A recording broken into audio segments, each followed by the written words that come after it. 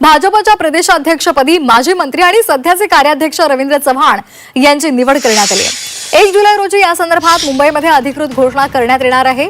त्यासाठी भाजपने केंद्रीय मंत्री किरण रिजिजू यांची निरीक्षक म्हणून नियुक्ती केली आहे। प्रदेशाध्यक्ष निवडीसाठी किरण रिजिजू हे 30 जूनला मुंबईमध्ये येतील आणि 1 जुलैला रवींद्र चव्हाण यांच्या नावाची घोषणा करतील आणि त्यानंतर रवींद्र चव्हाण हे सध्याचे अध्यक्ष चंद्रशेखर बावनकुळे यांच्याकडून प्रदेशाध्यक्ष पदाची जबाबदारी स्वीकारतील। रवींद्र चव्हाण यांच्याबद्दल आपण माहिती पाहूयात ग्राफिक्सच्या माध्यमातून।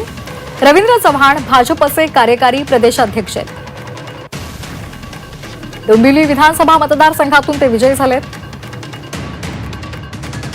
2009 पासून सलग 4 वेळा त्यांनी विजय मिळवलाय।